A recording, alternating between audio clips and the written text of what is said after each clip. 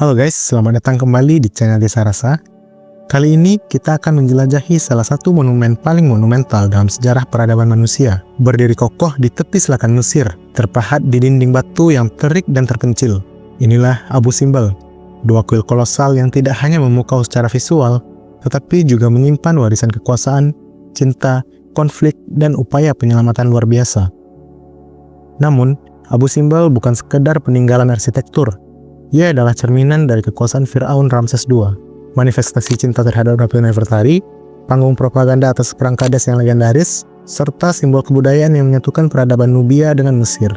Bahkan, di era modern, situs ini menyatukan bangsa-bangsa dalam upaya penyelamatan luar biasa dari tenggelamnya sejarah.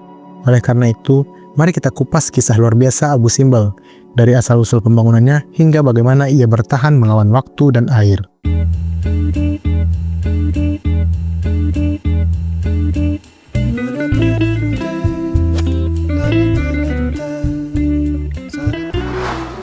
Abu Simbel dibangun pada masa pemerintahan Ramses II, Firaun ketiga dari dinasti ke-19 yang naik tahta pada sekitar tahun 1279 sebelum Masehi dan memerintah selama hampir 67 tahun.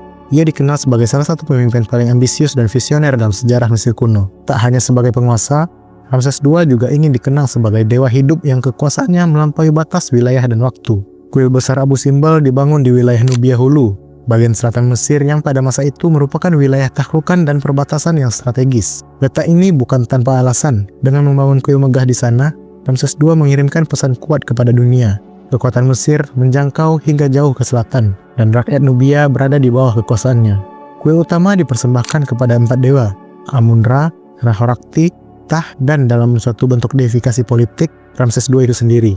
Di fasad kuil, berdiri 4 patung raksasa Ramses II setinggi lebih dari 20 meter, menghadap langsung ke matahari terbit. Ini adalah manifestasi ego, simbol kekuatan mutlak, dan seni arsitektur yang luar biasa.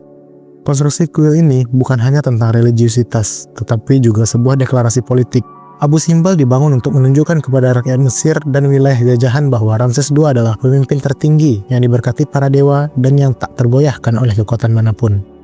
Berdekatan dengan kuil besar Ramses II, terdapat kuil kecil yang tak kalah menarik dan unik, kuil yang didedikasikan untuk Ratu Nefertari, istri kesayangan Ramses II. Ini adalah salah satu dari sedikit kuil di Mesir yang dipersembahkan untuk seorang ratu, menjadikannya bukti istimewa atas peran penting Nefertari dalam kehidupan pribadi dan politik sang Firaun. Nefertari dipuja sebagai perwujudan Dewi Hathor, Dewi Cinta, musik, dan kesuburan.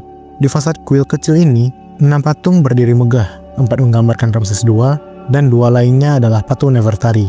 Menariknya, patung sang ratu dibuat setara tingginya dengan sang Firaun, suatu hal yang sangat jarang dilakukan dalam ikonografi Mesir kuno, di mana penguasa pria biasanya digambarkan jauh lebih besar. Relief di dalam kuil menggambarkan Nefertari dalam berbagai posisi sakral, termasuk saat ia memainkan musik dan mempersembahkan persembahan kepada para dewa. Ini menunjukkan bahwa peran sang ratu tidak hanya bersifat simbolik, tetapi juga aktif dalam ritual keagamaan. Pembangunan kuil ini menandakan bahwa di tengah ambisi dan kekuasaan Ramses II, ada ruang untuk cinta. Abu Simbel tidak hanya bercerita tentang dominasi, tetapi juga tentang penghormatan dan pengakuan terhadap pasangan hidupnya. Dalam dunia maskulin Mesir kuno, keberadaan kuil ini adalah sesuatu yang luar biasa.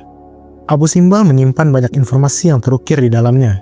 Salah satu aspek paling penting yang dipahat dalam relief kuil besar Abu Simbel adalah kisah pertempuran Kades, yakni konflik militer besar antara Mesir dan kerajaan Het pada sekitar tahun 1274 sebelum Masehi. Pertempuran ini terjadi di wilayah yang kini dikenal sebagai Suriah dan menjadi salah satu pertempuran paling terkenal di dunia kuno. Musuh Mesir saat itu adalah bangsa Het yang dipimpin oleh Raja Muwatalli II. Kota Kades merupakan kota strategis di wilayah Levant yang dikuasai Het namun diklaim Mesir. Ramses II memimpin pasukannya dalam sebuah ekspedisi besar dengan 4 divisi, Amun, Ra, Tah, dan Set. Namun, karena informasi palsu dari mata-mata musuh, Ramses dan pasukannya hampir terjebak dalam serangan mendadak.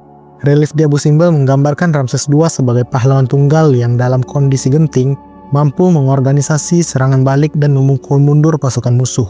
Ia digambarkan mengendarai kereta perang, melempar tombak ke tengah-tengah musuh yang tercerai-berai. Meskipun kenyataan pertempuran ini berakhir dengan kebuntuan dan tidak ada pihak yang menang mutlak, Ramses II menyebarkan narasi kemenangan besar ke seluruh Mesir. Dan salah satu tempat paling mencolok narasi ini diabadikan adalah di Abu Simbel. Dengan demikian, Abu Simbel tidak hanya menjadi tempat spiritual, tetapi juga sarana propaganda politik. Kisah Kades digunakan Ramses untuk membangun citra dirinya sebagai pemimpin ilahi dan tak terkalahkan. Ia ingin dikenang bukan hanya sebagai raja, tetapi sebagai dewa perang yang mampu menyelamatkan bangsa Mesir dari ancaman apapun. Pada pertengahan abad ke-20, Abu Simbel menghadapi ancaman besar, bukan dari penaklukan, tetapi dari modernisasi. Pembangunan bendungan Aswan tinggi di tahun 1960-an mengancam akan menenggelamkan situs-situs kuno di Nubia, termasuk Abu Simbel, karena naiknya permukaan air Danau Nasser. Sebagai respons, UNESCO meluncurkan proyek penyelamatan besar-besaran, salah satu proyek pelestarian warisan budaya paling ambisius sepanjang sejarah, antara tahun 1964 hingga 1968. Kuil Abu Simbel dipotong menjadi lebih dari 1.000 blok batu, masing-masing seberat hingga 30 ton. Blok-blok ini kemudian diangkut dan disusun ulang di lokasi baru, sekitar 65 meter lebih tinggi dan 200 meter lebih jauh dari lokasi aslinya. Penyusunan ulang dilakukan dengan presisi luar biasa, sehingga fenomena matahari 2 kali setahun tetap terjadi. Tim internasional yang terdiri dari ahli arkeologi, insinyur, dan pekerja dari berbagai negara bersatu untuk menyelamatkan monumen ini. Penyelamatan Abu Simbel menjadi simbol solidaritas global dalam pelestarian sejarah umat manusia. Lebih dari sekedar pekerjaan teknis, proyek ini menjadi manifestasi bahwa warisan kuno memiliki nilai universal yang melampaui batas negara dan budaya.